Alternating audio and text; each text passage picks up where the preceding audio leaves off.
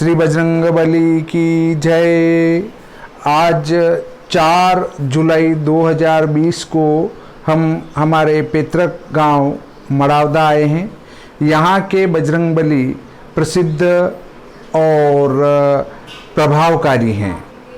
आप बरगद के पेड़ के तने में विराजमान हैं।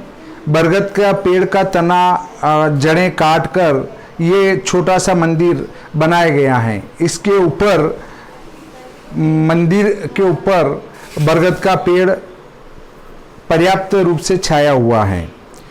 इनका पता कैसे चला इसके संबंध में जानकारी दूंगा। मेरे दादी जी पूज्य सज्जन बाई जी के द्वारा ये इनकी खोज की गई। क्या होता है कि जंगल में करौंदे खाने के लिए आया करते थे, तो किसी के संतान नहीं थी, तो उनने कहा देखो यहाँ बजरंगबली है, सफाई करो पत्तों की। बहुत झाड़ियाँ थी और जब सफाई करी तो अंदर से छोटे से 4 इंच 5 इंच ये बजरंगबली निकले थे। उस समय उनके संतान के लिए यहाँ मन्नत की गई थी, उनके संतान हुआ। फिर यहाँ सफाई करके और धीरे धीरे चबूतरा बनाया गया। चबूतरा बनाने के बाद छोटी मंदिर बनी। फिर छोटी मंदिर के बाद धीरे धीरे विकास होता गया। अब ये जो मूर्ति 4 इंच के लगभग थी या 4 अंगुल के लगभग थी, वो निकलते निकलते पूरी इतनी बाहर आ चुकी है जो आप देख रहे हैं। यहाँ पर जो है आप किसी भी प्रकार की मन्नत करते हैं तो वो निश्चित रूप से सफल होती हैं। ये प्रत्यक्ष देखा गया है।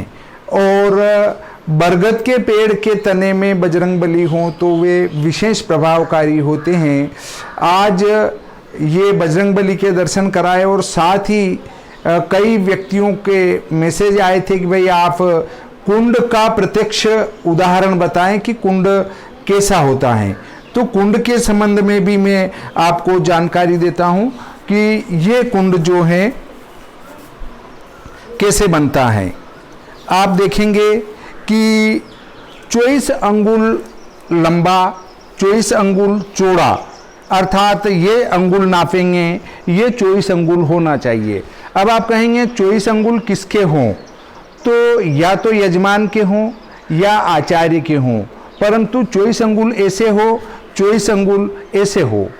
और ये गड्ढा होने के बाद में आपको 4 अंगुल, 3 अंगुल और 2 अंगुल, 4, 3, 7 और 2, 9 अंगुल बाहर रहेगा, 24 अंगुल घेरा होगा। 24 अंगुल घेरा नहीं, कुल इस 9 अंगुल सहित घेरा होगा, अर्थात 24 अंगुल लंबा, 24 अंगुल चौड़ा, 24 अंगुल घेरा। तो उसमें से 9 अंगुल घटा देंगे तो कुल बचेगा 15 अंगुल। तो समतल भूमि के अंदर 15 अंगुल गड्ढा रहेगा। गड्ढा होने के बाद हम उसको अंदर से चुनाई करेंगे। अब आप देखें कि ये जो ठीक बीच में है, यहाँ पर एक अष्टदल कमल आकार की नाभि रहेगी जो 1 अंगुल ऊंची और 4 अंगुल व्यास की रहेगी। वो ठीक इसके मध्य में रहती हैं। अब उसके ऊपर आते हैं तो जो हमारी जमीन है, भूमि, जो भूमि का लेवल है, उससे 1 अंगुल ऊपर पूरे कुंड के अंदर 1 अंगुल चौड़ा, 1 अंगुल ऊंचा ये किनार होती हैं। इसको कहते हैं कंठ, जो आपको दिख रही होगी इस कुंड में। ये मेरे निर्देश या मेरी सलाह से ही ये कुंड बनाया गया है, पर इसमें बाद में कुछ दोष आ गए हैं जो किसी के द्वारा इसमें संशोधन कर दिया गया होगा। हमारे गांव मड़ावदा के ही पाटीदार समाज के श्री बालूराम जी साहब आध्यात्मिक व्यक्ति हैं और वे ही ऐसे कार्य करवाते रहते हैं। तो अब देखते हैं कि 15 अंगुल गड्ढा आपने अंदर से ले आए, कंठ बना डाला। अब देखेंगे कि ये 4 अंगुल चौड़ी, 4 अंगुल ऊंची प्रथम मेखला रहेगी जो ऊपर की रहेगी, ये ब्रह्मा जी की मेखला है। द्वितीय मेखला 3 अंगुल चौड़ी, 3 अंगुल ऊंची रहेगी जो विष्णु जी की मेखला है।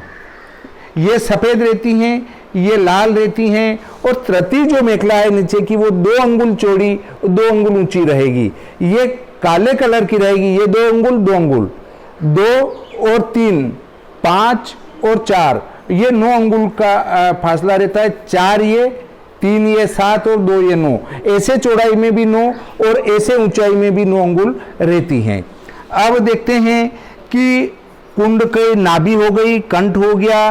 कुंड का कंठ, ये कुंड का कंठ होता है, अर्थात जो हमारे ऊपर वाली मेखला है उसके अंदर वाला किनार जो है थोड़ी सी ऊंची बना देते हैं, चारों ओर से थोड़ी सी ऊंची बनाते हैं, तो इसको कहते हैं होठ। कुंड के होठ हैं, ये होठ कहलाते हैं। वो कंठ है, ये होठ है, अर्थात यहाँ मुंह आ गया तो इस मुंह में जो जाएगी वो सीधी भगवान को पहुंचेगी। अब कुंड में यज्ञोपवीत के लिए मैं आपको बताता हूं कि ये जो योनि है इसके यहाँ जो काली नीचे वाली ये मेखला है, इसके यहाँ एक छिद्र होता है, इसमें होके पूरा घुमा के एक लच्छा या शुद्ध रस्सी बांधी जाती है, जो पवित्र रस्सी हो, नाइलॉन वगैरह की नहीं हो, वो यहाँ बांधी जाती है। और इससे अच्छा है कि सबसे बढ़िया लच्छा बांध दे, वो ज़्यादा ठीक है। अब योनि के संबंध में जानकारी दूंगा मैं। ब्रह्मा विष्णु महेश हो चुके हैं, नारायण स्वयं कुंड हैं। अब ये जो योनि है ये पूरी लाल कलर की होगी, ये नीचे से ऊपर तक 12 अंगुल की होगी, अर्थात 12 अंगुल होगी। 12 अंगुल में 1 अंगुल का इसके ऊपर किनार रहेगी, अर्थात 1 अंगुल की किनार रहने के बाद 11 अंगुल रह जाएगी। वो 11 अंगुल, ये 9 अंगुल हैं, 2 अंगुल इससे ऊंची रहेगी। अब पीछे से 1 अंगुल ऊंची और आगे से 1 अंगुल झुकी हुई, अर्थात इससे 2 अंगुल ऊंची इसकी मेखला सहित रहेगी।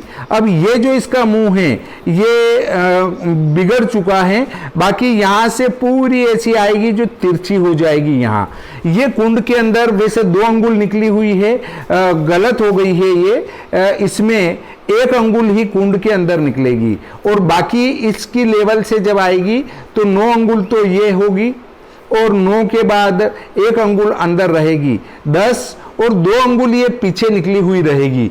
और ये आकृति सपाट है, इसको पान के पत्ते की तरह बनाया जाए, अर्थात यहाँ से गोलाई देके ये और ये गोलाई देके होना चाहिए। तो इसमें भी थोड़ी सी विकृति है।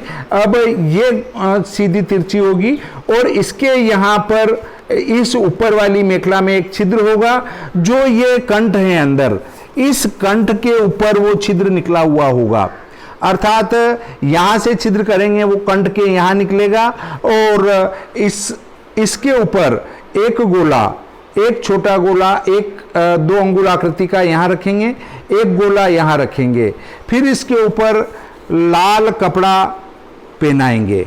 ये लाल कपड़ा पहनाने के बाद में यहाँ पर अंबिका देवी का ध्यान करेंगे, अर्थात ये अंबिका माता का स्वरूप हैं, अर्थात नारायण अंबिका देवी मिलकर इस सृष्टि का सृजन करते हैं।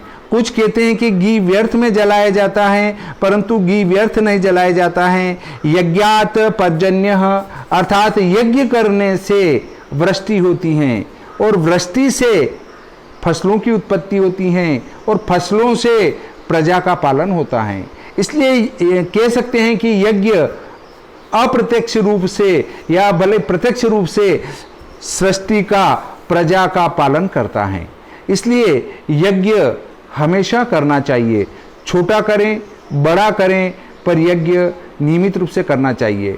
गृहस्थी के लिए भी वर्ष में कर सकें तो प्रति माह में एक होना चाहिए। वैसे तो रोज यज्ञ का विधान है कि रोज यज्ञ हो, रोज नहीं कर सके तो महीने में एक बार हो, महीने में एक बार नहीं कर सके तो चारों नवरात्रि में हो, चारों नवरात्रि में नहीं कर सके तो 2 मुख्य नवरात्रि में हो, और 2 मुख्य नवरात्रि में नहीं कर सके तो वर्ष में एक बार तो यज्ञ घर के अंदर होना ही चाहिए ताकि वो शुद्ध हो जाए। परंतु आजकल लोहे के बर्तन में यज्ञ कर रहे हैं जो गलत हैं।